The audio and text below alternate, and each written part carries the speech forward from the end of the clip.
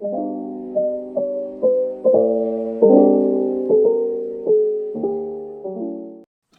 मेरी वाइफ है और मैं इसका हस्बैंड। मैं इसे नहीं जाने दे सकता। मैं नहीं जाने दूंगा इसे। शुगा ये सब सोच के बहुत ज्यादा घबरा जाते हैं। फिर वो मोची के पास आते हैं और उसका हाथ पकड़ के बैठ जाते हैं। बेबी, मैं तुम्हारा हस्बैंड। तुम मुझे भूल गई हो क्या? देखो, कोई बात नहीं, अगर तुम मुझे भूल भी गई हो तो तुम मुझे याद करने की कोशिश मत करना, ओके? अपने माइंड पर स्ट्रेस मत डालना, ओके? देखो, ये सब तुम्हारी फैमिली है। ये तुम्हारे बियर दी, ये तुम्हारे कोको भैया और ये जिंदी और मैं तुम्हारा बिल्लू। देखो बिल्ली, अगर तुम भूल गए हो ना तो कोई बात नहीं। प्लीज तुम मेरे साथ रहना।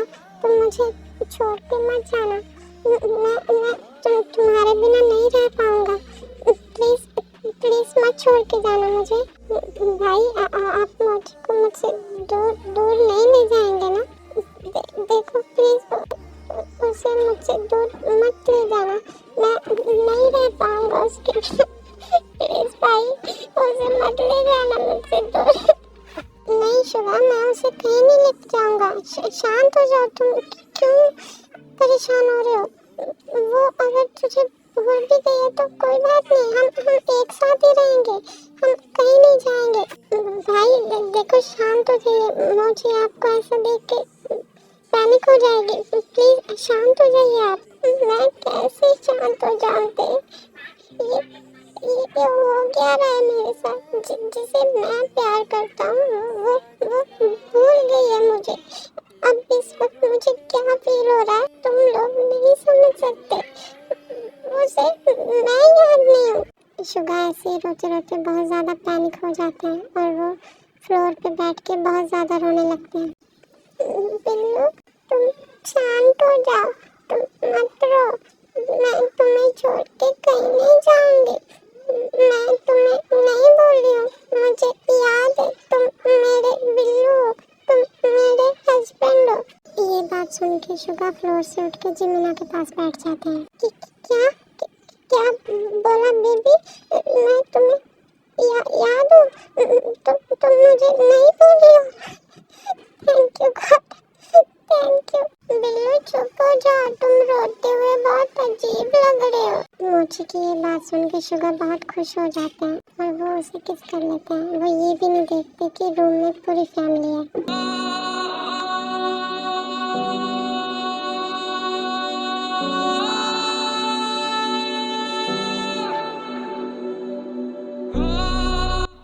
जी भाई, आई थिंक हमें बाहर जाना चाहिए। यहाँ हमारा कोई काम नहीं है। फिर जल्दी से सब बाहर चले जाते हैं और शुगा को ये ध्यान नहीं होता कि अभी क्या हुआ। वो बस मोची में लगे होते हैं। तुझे सोचता हूँ मैं शाम और सुबह, इससे ज्यादा तुझे और चाहूँ तो क्या तेरे ही ख्याल। Thank you so much my love, मुझे याद रखने के लिए। मैं तो एक पल के लिए डर ही गया था। मुझे लगा कि तुम मुझे सच में भूल गई हो। बिल्लू, आप पागल हो? अभी आपने ये क्या किया? हाँ, क्या? मैंने क्या किया? नहीं, आपने रोते रोते अपना दिमाग भी बहा दिया क्या? या बचा है थोड़ा बहुत? आपको ध्यान नहीं है आपने क्या किया? आपने सबके सामने किस किया मुझे? सब देख रहे थे हमें ऐसे। तो तुम मुझे डांट क्यों रही हो? मुझे नहीं समझ लगा कुछ भी। मैं खुश हो गया था तो मैंने कर लिया। बिल्ली कहीं के, इतना खुश होने के लिए किसने कहा था? अब सब पता नहीं हमारे बारे में क्या सोच रहे होंगे। क्या तुम्हें ऐसी चीजों से कब से फर्क पड़ने लगा? तुम तो बच्ची हो ना, तुम्हें तो कुछ पता नहीं है। मैं 5 साल की बच्ची नहीं हूँ, मैं 16 साल की बच्ची हूँ। और बियर भी ने ये बोला था कि हस्बैंड वाइफ की चीजें पर्सनल होती हैं और ये आपने भी कहा था कि ये सब हम अकेले में कर सकते हैं और आपने सबके सामने कर दिया। क्या तुम्हें तुम्हारी एज याद आ गई? तुम 16 साल की हो। ठीक है ना, ऐसे क्यों देख रही हो? चलो अब दो गुड न्यूज़ है। एक तो तुम मुझे भूली नहीं और दूसरी तुम्हें अपनी एज की याद आ गई। तो अब मुझे मुंह मीठा करने दो। मेरा मतलब कि एक किस और करने दो। बिल्लू आप पागल हो? अगर कोई आ गया तो? नहीं बेबी, कोई नहीं आएगा। करने दो अब मुझे। नहीं, मुझे नहीं करना। ओके, कोई बात नहीं, मैं कर लेता हूँ। अब तो आदत सी है मुझको ऐसे जीने में। तभी फिर रूम में डॉक्टर आ जाती है। सॉरी मिस्टर शुगर, मैंने आपको डिस्टर्ब किया, मगर मुझे कुछ काम है आपसे। आप आएंगे ज़रा? मोची बहुत शाय हो जाती है और गुस्सा भी। देखो बिल्लू, मेरे मना करने के बाद भी आपने ये किया। देखो अब डॉक्टर आ गई ना, वो हंस रही थी हमें देख के। मुझे ना सच में बहुत गुस्सा आ रहा है। मुझे बात नहीं करनी है आपसे, आप जाओ यहाँ से। वो सॉरी बेबी, मुझे क्या पता था कि डॉक्टर आ जाएंगे। प्लीज गुस्सा क्यों हो रही हो? नहीं करूँगा ना, मैंने बोला ना, आप जाओ यहाँ से। फिर शुगा अपना सैड फेस लेकर बाहर आ जाते हैं। यस बोलिए डॉक्टर, क्या हुआ? वो आपसे कुछ पेपर वर्क करवाना था तो बुलाया। ओके डॉक्टर, अभी कर देता हूँ। और हाँ डॉक्टर, मुझे आपसे एक बात पूछनी थी कि मेरी वाइफ को अपनी एज याद आ गई है कि वो 16 साल की है, तो इसका मतलब वो लिटिल स्पेस में नहीं है, तो फिर वो ऐसे बच्चों जैसे बात क्यों करती है?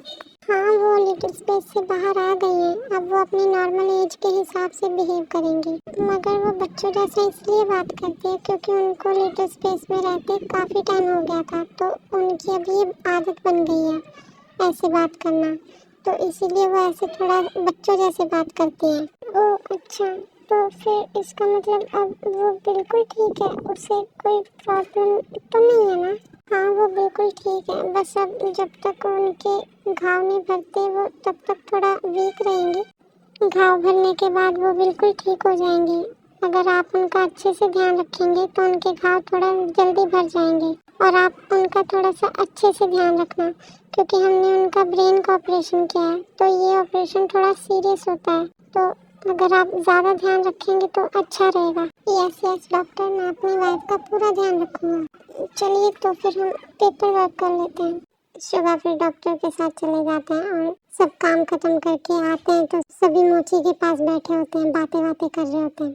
तो शुगा जी हुक को बोलते हैं, भाई मुझे आपसे कुछ बात करनी है, बाहर आएंगे ज़रा? फिर जे हुक और शुगा दोनों बाहर आ जाते हैं। भाई मुझे ये पूछना था कि वो कौन था जिसने मोची को किडनैप किया और उसे मारने की कोशिश की? शुगा, वो मेरे अंकल थे, मेरे डैड के छोटे भाई। अगर वो आपके डैड के छोटे भाई थे तो उन्होंने मोची को मारने की कोशिश क्यों की? फिर मोची तो उनकी बेटी जैसी हुई ना, और आप भी उनके बेटे जैसे हुए, तो उन्होंने आपके साथ ऐसा क्यों किया? क्योंकि शुगा वो बहुत बुरे इंसान थे, वो एक माफिया थे। हमारी फैमिली बहुत इज्जतदार फैमिली थी, पूरे कोरिया में हमारा नाम था, मगर हमारे एक अंकल ही थे जिन्होंने हमारा नाम खराब किया। हमारे अंकल एक माफिया हैं, ये बात हमारे घर पर किसी को नहीं पता थी। वो बहुत बुरे माफिया थे, वो गरीबों को और लाचार लोगों को मारते थे और उनकी जमीनों पर कब्जा कर लेते थे। तो एक दिन ये बात उनकी वाइफ को पता लग गई, तो उनकी वाइफ ने उनके साथ बहुत झगड़ा किया और उन्होंने बोला कि अंकल माफिया वर्क छोड़ दें। अंकल अपनी वाइफ से बहुत ज़्यादा प्यार करते थे, इतना ज़्यादा कि बस वो उनकी ही सुनते थे और किसी की नहीं। तो उन्होंने अपनी वाइफ को ऐसा बिलीव करवाया कि वो माफिया वर्क छोड़ देंगे। फिर कुछ टाइम तक उन्होंने ऐसा कुछ नहीं किया जिससे उनकी वाइफ को ये शक हो कि वो अभी भी माफिया वर्ल्ड में है। तो फिर ऐसे ही टाइम बीतता गया।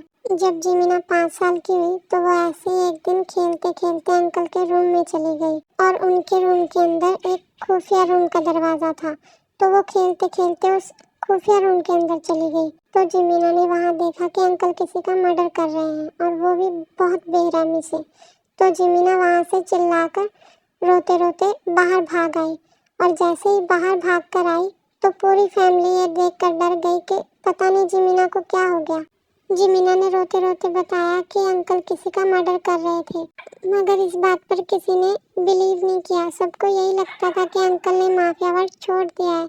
तो फिर जब जिमीना ने सबको वो रूम दिखाया जहाँ पर अंकल मर्डर कर रहे थे, तो वहाँ बहुत सारा खून और वो आदमी मरा पड़ा था। तो ये सब देखने के बाद उनकी वाइफ उनको छोड़कर चली गई। उन्होंने उनको डिवोर्स दे दिया। उनका एक बेबी भी था।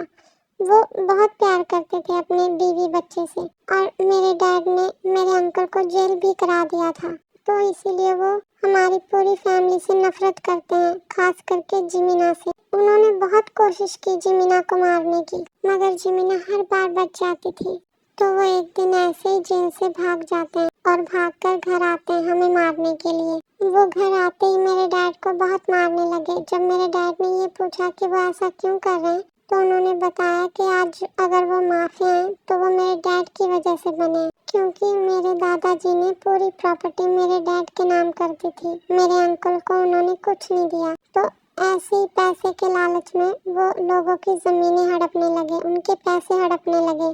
तो ऐसे ही चलते चलते वो बहुत ज़्यादा लालची हो गए और फिर वो लोगों का मर्डर भी करने लगे। मेरे अंकल मेरे डैड से बहुत नफरत करते थे, क्योंकि मेरे दादाजी मेरे डैड से बहुत प्यार करते थे। मेरे डैड बहुत अच्छे थे, हर काम में आगे थे और बहुत अच्छे इंसान थे। और दूसरी तरफ मेरे अंकल बहुत ही ज़्यादा बुरे, लोगों को मारना, शराब पीना, ये सब हरकतें थी उनकी। तो इसलिए मेरे दादाजी उनको पसंद नहीं करते थे। ऐसे ही चलते चलते मेरे अंकल मेरे डैड से और ज़्यादा नफरत करने लगे। फिर उन्होंने गुस्से गुस्से में एक दिन मेरे मॉम डैड का एक्सीडेंट करवा दिया।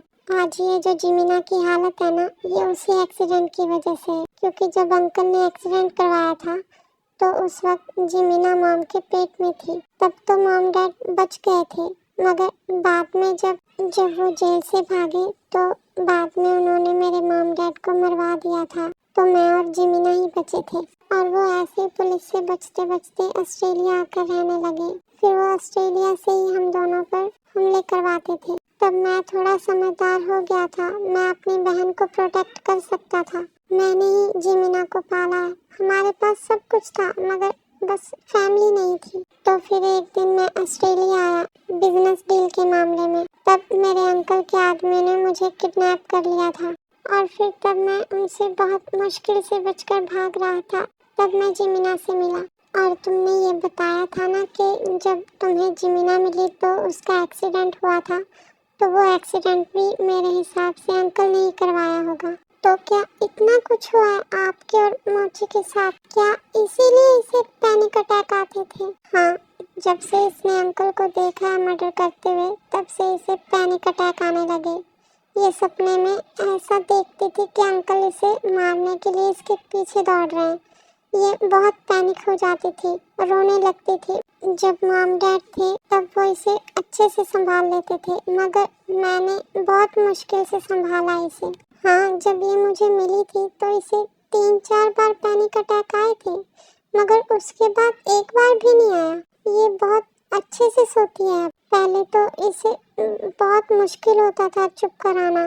एक बार तो ये बेहोश भी हो गई थी और अब काफ़ी दिनों से ये बहुत अच्छे से सोती है। अब तो ये रात को पानी पीने के लिए भी नहीं उठती, क्योंकि शुगर ये तुम्हारे साथ सेफ फील करती है, इसीलिए इसे पैनिक अटैक आना बंद हो गए हैं। शुगर, मैं तुम्हारा जितना शुक्रिया करूं उतना कम है, क्योंकि तुम ही हो जो हमारी लाइफ में एंजल बन के आए हो।